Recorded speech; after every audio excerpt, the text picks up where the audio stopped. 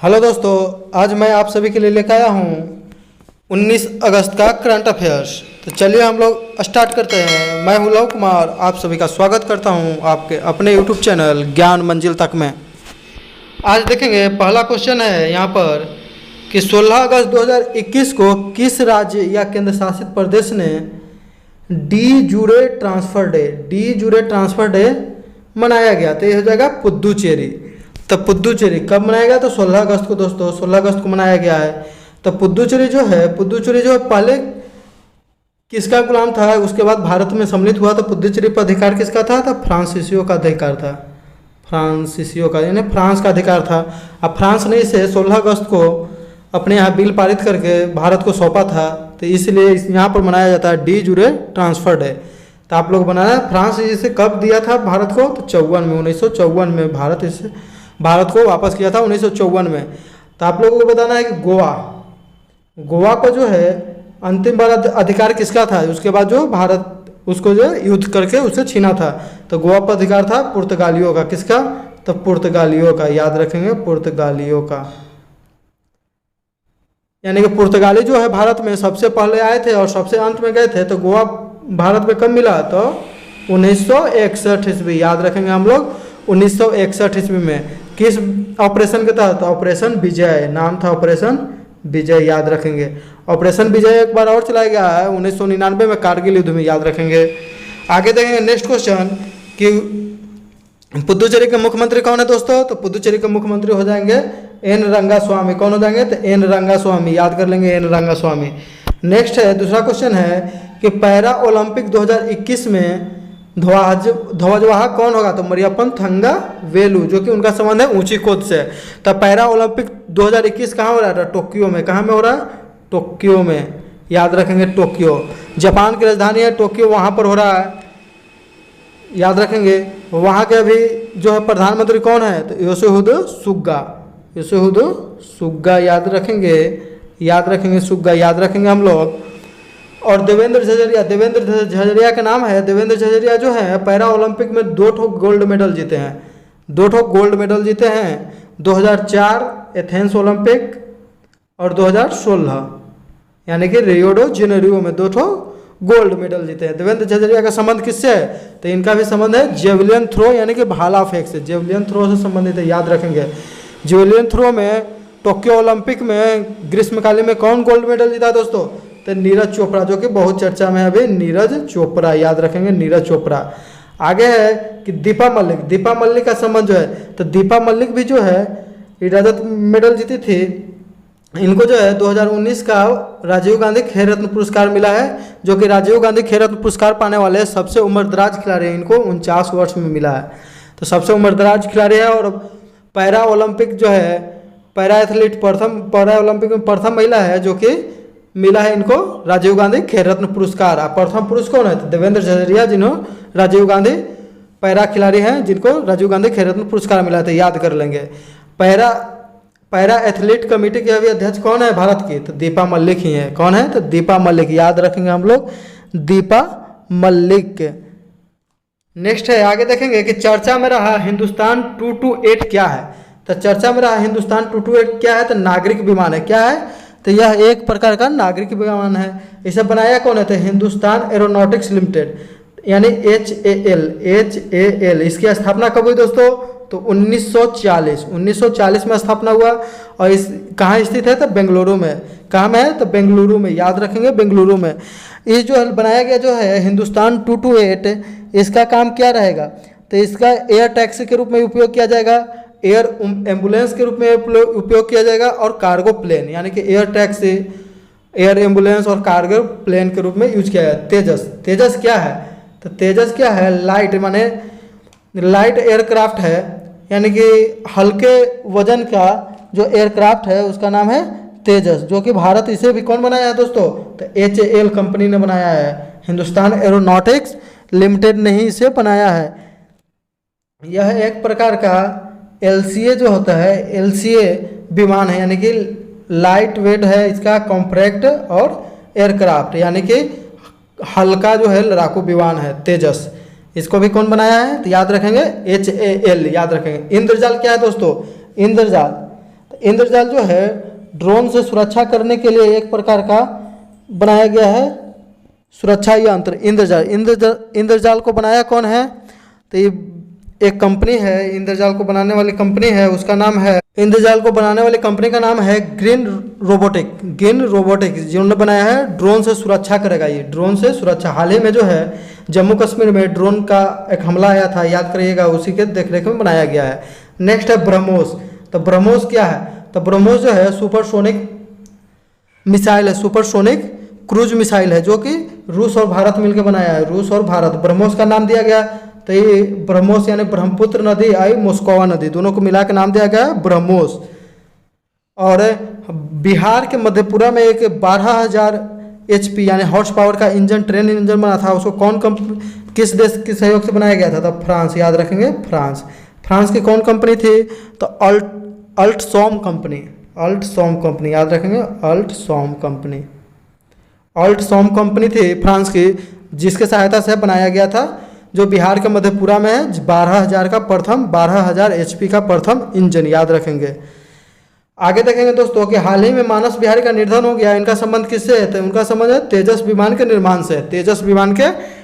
से। नेक्स्ट देखेंगे कि 15 अगस्त 2021 को किस राज्य ने स्वास्थ्य कल्याण योजना के तहत स्मार्ट स्वास्थ्य कार्ड की घोषणा की है? तो इसका आंसर हो जाएगा उड़ीसा हो जाएगा। बिजू स्वास्थ्य बीमा योजना किस राज्य से संबंधित है? तो उड़ीसा से संबंधित है। किससे? तो उड़ीसा। और इसी योजना के तहत स्मार्ट स्वास्थ्य कार्ड दिया जा रहा है सभी, हर एक परिवार के सभी सदस्यों को इसके तहत 5 लाख का बीमा कवर दिया जाएगा स्वास्थ्य से जुड़े हुए, याद रखेंगे दोस्तों। स्वास्थ्य इसी से है कि गोपबंधु समधिका स्वास्थ्य बीमा योजना पत्रकारों के लिए शुरू किया गया। यह किस राज्य ने शुरू किया? तो ये भी शुरू किया है उड़ीसा। कौन शुरू किया दोस्तों? तो उड़ीसा ने ही शुरू किया है। उड़ीसा में जो है रज पर्व, धनु यात्रा पर्व और नुआखाई पर्व मनाया जाता है। याद रखेंगे हम लोग कि रज पर्व, धनु यात्रा पर्व और नुआखाई पर्व कहाँ मनाया जाता है? तो उड़ीसा में दोस्तों मनाया जाता है। रज पर्व जो है धरती माँ का 3 दिन का मासिक चक्र है, जबकि धनु यात्रा जो है कृष्णा और कंस का जो है कहानी है, कृष्ण और कंस की कहानी है। और नुआखाई जो है एक पर्व है, याद रखेंगे। इसी प्रकार से जो है ओणम कहाँ मनाया जाता था दोस्तों? ओणम बताएंगे, ओणम। तो ओणम मनाया जाता है केरल में, ओणम मनाया जाता है केरल में, ओणम केरल में, याद रखेंगे ओणम। नेक्स्ट है कि एशिया पर्यावरण परिवर्तन पुरस्कार किसे दिया गया? तो एशिया पर्यावरण परिवर्तन पुरस्कार दिया गया सस्मिता लेंका, इनका भी संबंध है उड़ीसा से। और ये किस लिए दिया गया था? पेंगोलिन के संरक्षण के लिए दिया गया है दोस्तों। आगे देखेंगे एमवे इंडिया ने किसे ब्रांड एम्बेसडर नियुक्त किया है? एम्बेसडर होगा यहाँ पर एम्बेसडर, तो शेख मीराबाई चानू। तो मीराबाई चानू का संबंध जो है भारोत्तोलन से है। यह जो है टोक्यो ओलंपिक 2021 में प्रथम दिन ही भारत को रजत पदक दिलाने में कामयाब रही थी। रजत पदक 49 किलो के वेट कैटेगरी में, याद रखेंगे। तो च से चानू और च से चांदी पदक जीती है, याद रखेंगे। मीराबाई चानू ने 2020 के टोक्यो ओलंपिक में भारोत्तोलन महिलाओं को 49 kg में रजत पदक का जीता। आगे देखेंगे कि जियो मामी फिल्म महोत्सव के अध्यक्ष के रूप में किसे नामित किया गया था? प्रियंका चोपड़ा जुनास, यानी कि प्रियंका चोपड़ा को। इमामी क्या है? तो Mumbai academy of moving image, याद रखेंगे मूविंग इमेज। इससे पहले जो है इसके अध्यक्ष कौन थे? तो दीपिका पादुकोण। कौन थी? तो दीपिका पादुकोण। उनके इस्तीफा देने के बाद प्रियंका चोपड़ा को बनाया गया है, याद रखेंगे हम लोग दोस्तों, प्रियंका चोपड़ा। आगे देखेंगे हाल ही में बार्सिलोना छोड़ने के बाद लियोनेल मेसी ने किससे करार किया? है? तो पेरिस सेंट जर्मैन यानी PSG से करार किया है। बार्सिलोना में वो लगभग 20 सालों से थे। यहाँ देखेंगे बहुत महत्वपूर्ण क्वेश्चन है दोस्तों कि कोपा कप फुटबॉल चैंपियन का खिताब किसने जीता? तो कोपा कप फुटबॉल चैंपियन का खिताब अर्जेंटीना ने जीता है, जबकि किसको हराया था? तो ब्राजील को। एक अर्जेंटीना के कैप्टन कौन थे? तो लियोनेल मेसी, जबकि ब्राजील की तरफ से थे नेमार थे, याद रखिएगा। यूरो कप खिताब यानी कि यूरो कप का खिताब किसने जीता? तो यूरो कप जो इंग्लैंड में होता है, तो इटली जीता था। किसको हरा के? इंग्लैंड को, याद रखेंगे। इटली ने जीता इंग्लैंड को हरा कर। आगे याद रखेंगे कि यूपी सरकार आतंकवादी विरोधी दस्त ATS प्रशिक्षण केंद्र का स्थापना कहाँ पर करेगी? तो सहारनपुर के देवबंद में करोगे दोस्तों। तो सहारनपुर के नाम याद आते हैं तो याद आ जाता है काकोरी ट्रेन एक्शन। काकोरी, जिसका अभी नाम बदल के कर दिया गया है काकोरी ट्रेन एक्शन। काकोरी कांड के नाम से जानते थे पहले, एक्शन कर दिया गया है। तो ये जो है सहारनपुर से ही ट्रेन होकर जा रही थी कहाँ, तो लखनऊ जा रही थी। इसके बीच में पड़ता है काकोरी। काकोरी नामक स्थान पर जो है इसको लूटने का प्लान बनाया गया था और उसी घटना को नाम दिया गया था काकोरी ट्रेन डकैती या काकोरी कांड, जिसे अभी बदल कर रख दिया गया काकोरी ट्रेन एक्शन। इसमें जो है राम प्रसाद बिस्मिल्ला, अशफाक उल्ला खां, राजेंद्र लाहिड़ी, रोशन सिंह और चंद्रशेखर आज़ाद का महत्वपूर्ण हाथ था। जिसमें पूछा जाता है कि प्रथम मुस्लिम जो कि भारतीय स्वतंत्रता के लिए फांसी पर चढ़ा था अशफाक उल्ला खां। कौन है दोस्तों, तो अशफाक उल्ला खां। अशफाक उल्ला खां याद रखेंगे। इनमें सभी को फांसी दे दिया गया, लेकिन चंद्रशेखर आज़ाद इनसे बोल दिए थे कि हम नहीं पकड़ाएंगे जिंदा। तो इनको जो है अल्फ्रेड पार्क में अपने आप को खुद गोली मार लिए थे जामुन पेड़ के नीचे, याद रखेंगे दोस्तों। आगे देखेंगे क्वेश्चन नेक्स्ट, विश्व का सबसे स्वच्छ हवा वाला शहर कौन है। तो विश्व का सबसे स्वच्छ हवा वाला शहर है जूडबरी। ऑस्ट्रेलिया का है कौन, तो जूडबरी। जबकि भारत का सबसे स्वच्छ हवा वाला शहर कौन है, तो इंदौर है। कौन है, तो भारत का हो जाएगा तो इंदौर, और जबकि विश्व का होगा तो ऑस्ट्रेलिया का है जूडबरी। यहाँ देखेंगे British company house fresh report. तो हाउस फ्रेश रिपोर्ट के अनुसार विश्व का सबसे प्रदूषित देश कौन है, प्रदूषित देश कौन है, तो बांग्लादेश। कौन है, तो बांग्लादेश बताया था दोस्तों पिछला वीडियो में। तो बांग्लादेश, इसके बाद कौन है, तो पाकिस्तान है, उसके बाद कौन है, तो भारत। सबसे पहले बांग्लादेश सबसे अधिक प्रदूषित देश है, दूसरा पाक, तीसरा भारत। अब विश्व में सबसे अधिक प्रदूषित जो है शहर कौन है, तो इसके रिपोर्ट के अनुसार सबसे शहर है तो होटन। ये चीन का एक शहर है होटन, वो जो सबसे प्रदूषित शहर है। वहाँ पर एक टकला मकान मरुस्थल है। कौन है, तो टकला मकान, नाम भी अजब है, टकला मकान मरुस्थल। इसी के कारण यहाँ पर प्रदूषण रहता है, याद रखेंगे। और दूसरा है, तो दूसरा शहर कौन है, तो फिरोजाबाद। कौन है, तो फिरोजाबाद जो है, फिरोजाबाद स्थित है उत्तर प्रदेश में, दूसरा शहर, याद रखेंगे फिरोजाबाद। आगे देखेंगे कि हाल ही में राष्ट्रीय युवा पुरस्कार किसे दिया गया। तो हाल ही में राष्ट्रीय युवा पुरस्कार मोहम्मद आजम को दिया गया, जिनका संबंध तेलंगाना से है। इन्होंने हरित हरम परियोजना के तहत रक्तदान, अंगदान, वृक्षारोपण कार्यक्रमों से संबंधित कई जागरूक कार्यक्रम आयोजित किए हैं। इसलिए इन्हें 50,000 नगद रुपए की राशि और प्रमाण पत्र पुरस्कार के रूप में दिया गया। तो ये पुरस्कार कौन दिया दोस्तों, तो केंद्रीय युवा एवं मामले मंत्री यानी खेल मंत्री अनुराग ठाकुर दिल्ली में स्थित राष्ट्रीय युवा पुरस्कार को सम्मानित किए, याद रखेंगे। अनुराग ठाकुर प्रथम ऐसे कैबिनेट मंत्री है जिन्हें टेरिटोरियल आर्मी में कैप्टन का पदभार जो मिला था, याद रखें। हाल ही में माँ काजी का 69 वर्ष की आयु में निधन हो गया। इनका संबंध किससे था, सुडोकू पहेली के निर्माता। सुडोकू पहेली जो ऐसे बनाया जाता था दोस्तों, इसमें इसमें अंक भरना रहता था, वह सुडोकू पहेली उसके निर्माता थे। इनका संबंध किस देश से, तो जापान। जापान को क्या कहते हैं, तो सूर्योदय का देश। सूर्योदय का देश किसे कहते हैं, सूर्योदय का देश जापान को कहते हैं। जबकि जापान का पुराना नाम क्या था दोस्तों, तो निप्पन। क्या था, तो निप्पन नाम था। जापान का पुराना नाम क्या था दोस्तों, तो निप्पन नाम था। हाल ही में 2021 का 32वां ओलंपिक, यानी कि 2020 में होना था, 2021 में हुआ 32वां ओलंपिक। कहाँ में हुआ था, टोक्यो।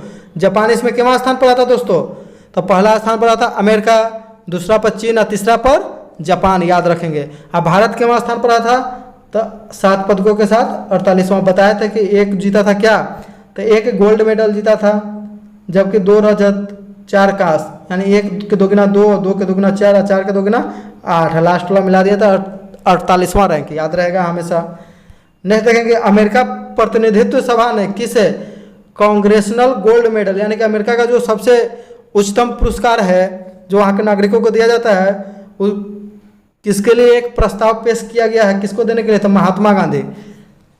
शांति और अहिंसा के लिए महात्मा गांधी को दिए जाने का प्रस्ताव वहाँ पर पेश किया गया। देखिए अगर पारित हो जाता है तो महात्मा गांधी प्रथम ऐसे व्यक्ति बनेंगे जो जिनको ये कांग्रेसनल गोल्ड मेडल प्राप्त होगा, याद रखेंगे। महात्मा गांधी का जन्मदिन 2 अक्टूबर को मनाया जाता है, याद रखेंगे दोस्तों। 2 अक्टूबर 1869 ईस्वी को जन्म हुआ था महात्मा गांधी। आगे देखेंगे कि जम्मू और कश्मीर के उपराज्यपाल मनोज सिन्हा ने शासन प्रणाली में अधिक पारदर्शिता और जवाबदेही लाने के लिए किस नाम से एक मोबाइल ऐप लॉन्च किया है? तो प्रूफ। क्या है? तो प्रूफ। प्रूफ का मतलब ऑन साइट सुविधा का फोटोग्राफी रिकॉर्ड। ऑन साइट यानी साइट पर एकदम सुविधा का फोटोग्राफी रिपोर्ट पेश किया जाएगा, प्रूफ। नेक्स्ट है कि हाल ही में जो है किस संगठन ने वित्तीय समावेशन सूचकांक पेश किया है? तो आरबीआई। कौन? तो आरबीआई एफआई इंडेक्स यानी फाइनेंशियल इंक्लूजन इंडेक्स रिपोर्ट पेश किया है। तो देखेंगे आरबीआई का स्थापना कब हुआ था दोस्तों? तो आरबीआई का स्थापना 1935 ईस्वी में हुआ। इसका राष्ट्रीयकरण 1949 ईस्वी में हुआ। इसके प्रथम अध्यक्ष कौन थे? तो ओसबॉर्न स्मिथ थे। जबकि प्रथम भारतीय अध्यक्ष तो सीडी देशमुख। अभी वर्तमान में इसके अध्यक्ष कौन है? तो शक्तिकांत दास हैं। भारत के एकमात्र प्रधानमंत्री जो रहे हैं इसके अध्यक्ष तो मनमोहन सिंह, याद रखेंगे। 17 अगस्त 2021 को किसने स्वयं अफगानिस्तान का कार्यवाहक राष्ट्रपति घोषित किया? तो अमरुल्लाह सालेह। किसने? तो अमरुल्लाह सालेह। तो दोस्तों अफगानिस्तान के राष्ट्रपति थे अशरफ गनी, जो कि छोड़ के भाग गए कहाँ? तो ताजिकिस्तान छोड़ के भाग गए हैं। तो ताजिकिस्तान चले गए हैं, वहाँ के राजधानी है दुशानबे, वहाँ चले गए हैं। तो उसके बाद वहाँ के कार्यवाहक राष्ट्रपति उपराष्ट्रपति जो थे कार्यवाहक अपने आप को राष्ट्रपति घोषित कर लिए, अमरुल्लाह सालेह। वहाँ पर भारत की सहायता से जो है सलमा बांध बनाया गया है। भारत की सहायता से ही वहाँ के संसद भवन बनाया गया है। अफगानिस्तान के संसद को क्या कहते हैं? तो शोरा, अटल संसद के भी नाम से जाना जाता है, याद रखेंगे। अफगानिस्तान सबसे अधिक अफीम का उत्पादन कौन करता है? तो अफगानिस्तान ही करता है। आगे देखेंगे कि अक्सर चर्चा में रहने वाला आयरन डोम क्या है? तो आयरन डोम जो है एयर डिफेंस सिस्टम है। क्या है? तो एयर डिफेंस सिस्टम है, जो कि रॉकेट से इस पर कोई भी आक्रमण करता है तो ये हवा में ही रॉकेट को मार गिराता है। इजराइल के बगल में गाजा पट्टी है, वहाँ का है हमास एगो, तो उसको इजराइल जो आतंकवादी मानता है, जबकि हमास जो मानता है कि इजराइल देश है ही नहीं, इसीलिए उन दोनों के बीच विरोध चलते रहता है। तो ये कभी कभी इधर से रॉकेट दागते रहता है, तो वो उसके पास है आयरन डोम, उसको मालूम ही नहीं, आयरन डोम सबको रोक लेता है। इजराइल की राजधानी कहाँ है? तो जेरूसलम। इजराइल की राजधानी कहाँ है दोस्तों? तो जेरूसलम है। और जेरूसलम जो है फिलिस्तीन की भी राजधानी है। इजराइल का जेरूसलम जो है, जेरूसलम किसके अधिकार में? तो जेरूसलम जो है यूएनओ के अधिकार में है। इसी चलते वहाँ पर लड़ाई होते रहता है। एकमात्र जो है यहूदी देश कौन है? तो ये जेरूसलम है।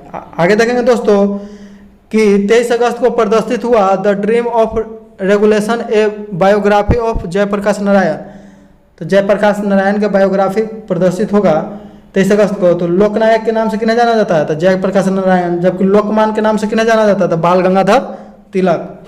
आगे देखेंगे कि मिसाइल पार्क अग्निपथ कहाँ पर स्थापित किया गया? तो missile park Agnipath INS Kalinga पर स्थापित किया, जो कि विशाखापट्टनम जो है भारत के किस राज्य में है? तो आंध्र प्रदेश राज्य में है। आंध्र प्रदेश राज्य में, याद रखेंगे। भारत का सबसे सुरक्षित जो है बंदरगाह कौन है? तो विशाखापट्टनम। यह जो डॉल्फिन नोज नामक पहाड़ी के पीछे जो है सुरक्षित है। भारत का जो है नौसेना का पूर्वी कमांड कहाँ है? तो विशाखापट्टनम में, याद रखेंगे। आगे देखेंगे व्यक्तिगत श्रेणी में सुभाष चंद्र बोस आपदा प्रबंधन 2021 का पुरस्कार किसे दिया गया? तो राजेंद्र कुमार भंडारी। तो NDRF की स्थापना कब हुआ था दोस्तों? तो NDRF की स्थापना हुआ था NDRF 2006 में, 2005 के एक्ट के तहत 2006 में। पराक्रम दिवस सुभाष चंद्र बोस के दिवस के रूप में मनाया जाएगा 23 जनवरी को, याद रखेंगे। हाल ही में जो है 23 जनवरी को पिछले बार घोषणा किया गया था सुभाष चंद्र बोस एक्सप्रेस। तो किस ट्रेन का नाम बदल कर रख दिया गया था? सुभाष चंद्र बोस एक्सप्रेस। तो कालका मेल, जो कि हावड़ा से खुलती है और कालका तक जाती है दोस्तों। तो याद रखेंगे हम ये सब। अभी कल का प्रश्न था कि अफगानिस्तान में एक सलमा बांध बनाया गया है। सलमा बांध वो जो है अफगानिस्तान और किस देश की सहायता से बनाया गया है? तो सलमा बांध जो, इसका सही जवाब था भारत की सहायता से। तो इसका सही जवाब देने वाले लोग हैं संजना कुमारी, खुशबू कुमारी, विवेक कुमार, धनंजय कुमार, मोनाली, राजू कुमार, रहीम, सुनीता देवी और गगन कुमार। इन सभी को ढेरों सारी शुभकामनाएं। और आज का प्रश्न है जिसका आप लोग कमेंट करके जवाब दीजिएगा कि 2022 ईस्वी में फुटबॉल विश्व कप किस देश में होगा? 2022 ईस्वी में फुटबॉल विश्व कप किस देश में होगा? वीडियो देखने के लिए धन्यवाद। वीडियो को लाइक कर दीजिएगा, सब्सक्राइब कर दीजिए और शेयर कर दीजिए। तो सब्सक्राइब करने के बाद बेल आइकन की घंटी को दबा लीजिए, क्योंकि इससे जुड़े हुए महत्वपूर्ण प्रश्न आपको हमेशा टाइम पर मिलते रहें। थैंक यू, धन्यवाद।